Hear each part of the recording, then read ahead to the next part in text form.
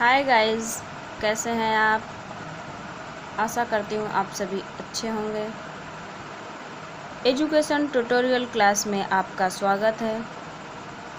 पिछली क्लास में हमने पढ़ा था शिक्षा में प्रकृतिवाद। उसी क्रम में पढ़ेंगे निषेधात्मक शिक्षा, रूसो की निषेधात्मक शिक्षा, जिसे नकारात्मक शिक्षा के नाम से भी जाना जाता है। रूसो ने अपने शिक्षा सिद्धांतों में एक ऐसी विचारधारा को जन्म दिया जिसे निषेधात्मक शिक्षा के नाम से जाना गया। रूसो ने शिक्षा के दो प्रकार बताए हैं। पहला बताया है निश्चयात्मक शिक्षा और दूसरा बताया है निषेधात्मक शिक्षा।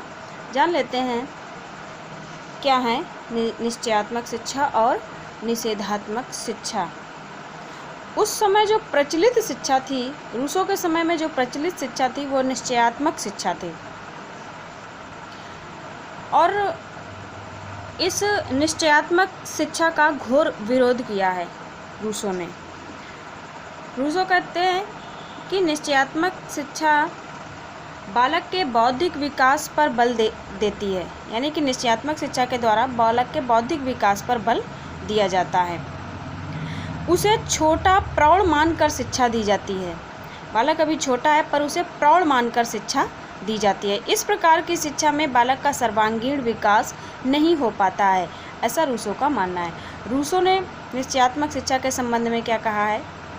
रूसो के शब्दों में, मैं निश्चयात्मक शिक्षा उसे कहता हूँ जो समय से पहले मस्तिष्क को विकसित बनाना चाहती है और बालकों को ऐसे कार्यों को सिखाना चाहती है जो प्रौढ़ों से संबंध रखते हैं।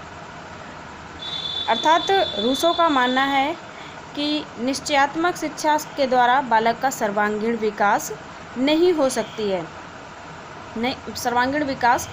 हो सकता है और बालक को उसकी उम्र से पहले ही उसे प्रौढ़ बना दिया जाता है। उसकी आयु से पहले आयु से ज़्यादा उससे अपेक्षा की जाती है, उसकी क्षमता से ज़्यादा उससे अपेक्षा की जाती है। इसके बाद आइए देख लेते हैं निषेधात्मक शिक्षा। रूसो ने निश्चयात्मक शिक्षा का घोर विरोध किया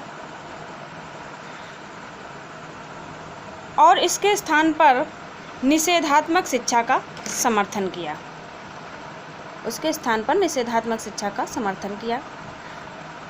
इस शिक्षा में बालक को शिक्षा उसकी प्रवृत्तियों के अनुसार दी जाती है।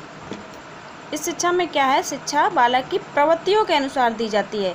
उसकी इंद्रियों का विकास किया जाता है। उसे गुण प्रदान ना करके बल्कि उसके दुर्गुणों से रक्षा की जाती है। यानी कि निषेधात्मक शिक्षा में क्या कहा है रूसो ने? बालक को गुणों की शिक्षा नहीं दी जाती है बल्कि उसके दुर्गुणों से रक्षा की जाती है। निषेधात्मक शिक्षा के संबंध में रूसो ने लिखा है, मैं निषेधात्मक शिक्षा उसे कहता हूँ जो ज्ञान देने से पहले ग्रहण करने वाले अंगों को दृढ़ बनाती है। ज्ञान देने से पहले मैं इस बात का ध्यान देता हूँ कि जो ज्ञान ग्रहण करने वाले अंग हैं, क्या वो परिपक्व हैं, या जो ज्ञान दिया जा रहा है तो उसके अंगों के अनुसार उचित है या नहीं है, उसकी क्षमता के अनुसार उचित है या नहीं है, और जो इंद्रियों के उचित उपयोग से विवेक शक्ति को बढ़ाती है। वैसे भी प्रकृतिवादियों का मानना है कि जो ज्ञान इंद्रियों के द्वारा सीखा जाता है और इंद्रियों को प्रशिक्षित करने की आवश्यकता है। तो निषेधात्मक शिक्षा का तात्पर्य आलस्य में समय बिताना नहीं, वह इससे बहुत दूर है। यह गुण प्रदान नहीं करती बल्कि दुर्गुणों से रक्षा करती है, ऐसा कहा है रूसो ने। रूसो की निषेधात्मक शिक्षा पुस्तकीय शिक्षा का विरोध करती है क्योंकि इससे बालक अपने अनुभव के आधार पर शिक्षा ग्रहण नहीं कर पाता है। निषेधात्मक शिक्षा में ज्ञानेंद्रियों के माध्यम से शिक्षा ग्रहण करने पर बल दिया जाता है। आज की क्लास में बस इतना ही। अगली क्लास में फिर मिलेंगे दोबारा। जय हिंद।